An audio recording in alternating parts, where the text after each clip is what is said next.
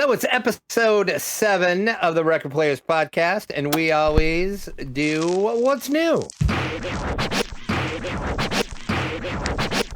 It finally arrived. What has caught you eye?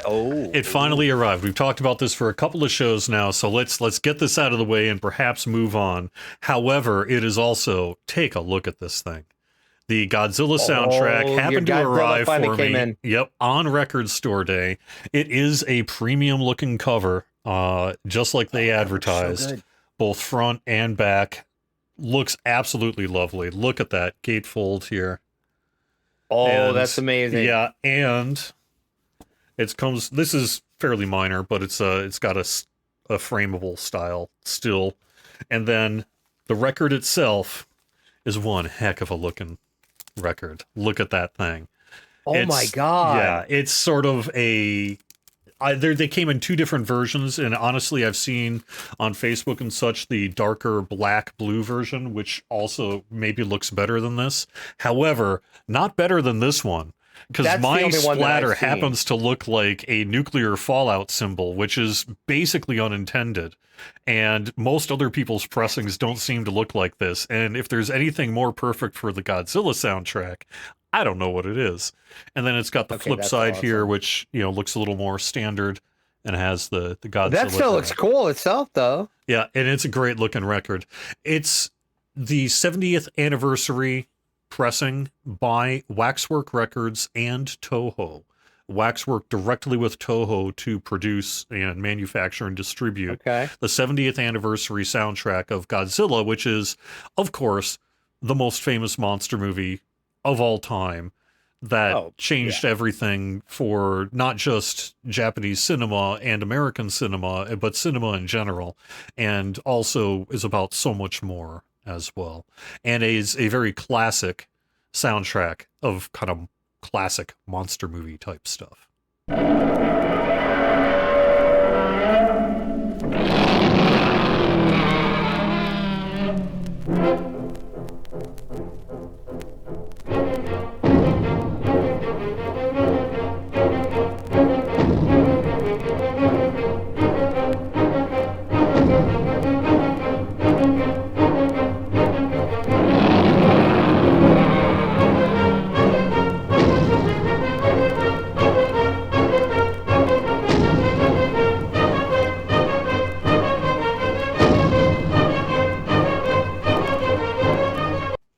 Is amazing. It's a killer release. It's pretty hard to buy. Some of the limited editions sold out. Waxworks, sells out so quick. My only bummer on it, and I'm sorry to say this, is that this is another example of me receiving a Waxwork Records release that is maybe a little noisier than I am comfortable with. It sounds good, and I think the but is either it's too late in the stamping process, so it ended up picking up a little noise floor and other kind of static in that, or there's just something else going on with the vinyl kind of compounds being used, because it's a very noisy sounding record, really. It's not like unlistenable, but it's also not great. It's not good, maybe even. So, but the sound of the music on the pressing is excellent.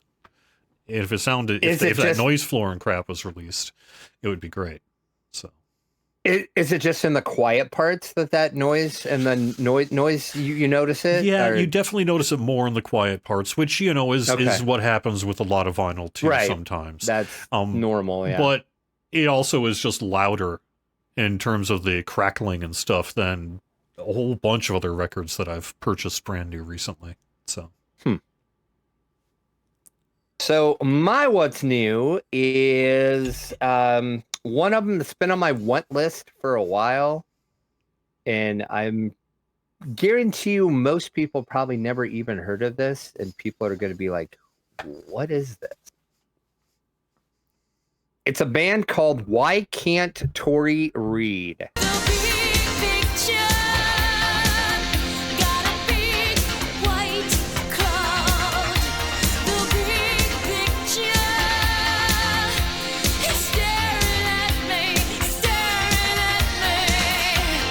Ooh, yeah.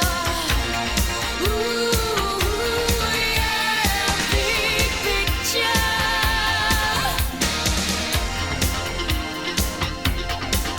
This is Tori Amos before she went solo, basically. This was her very first album she ever released.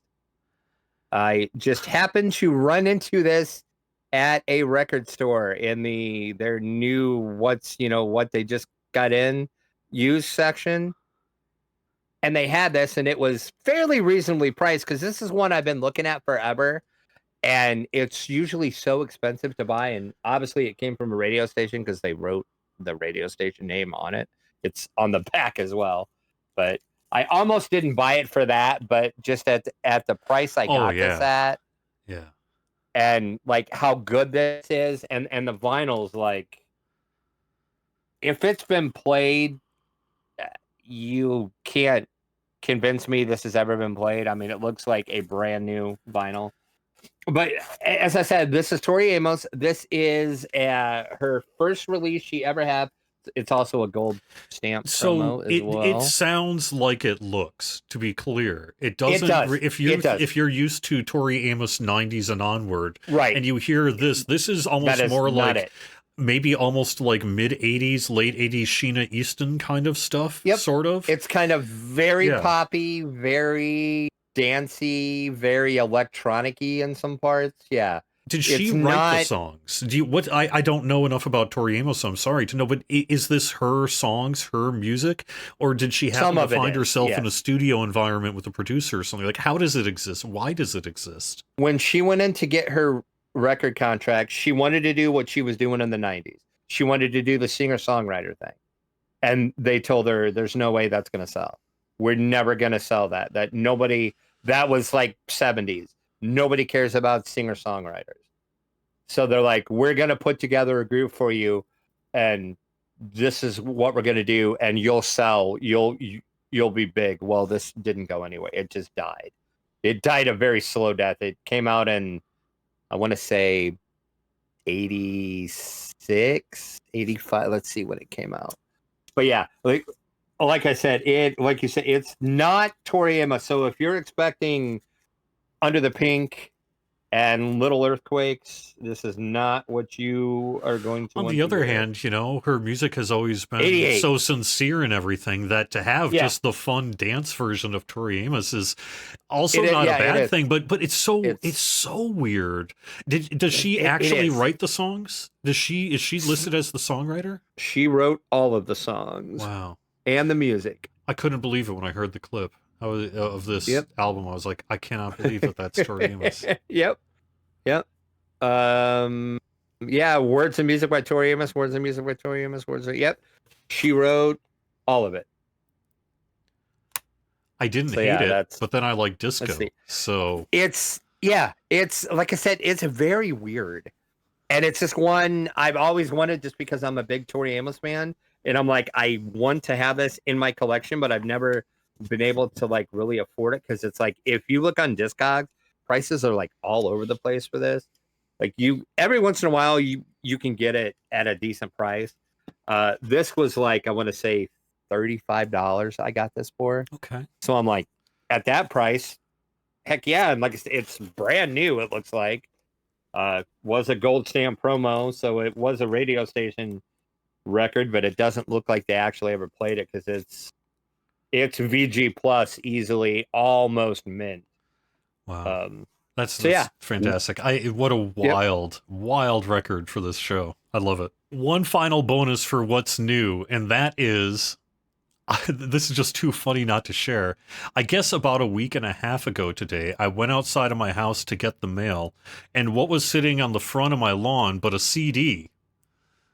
Have you ever had that happen, to where you see a CD on the road, or you're in a parking lot and you see a CD or whatever?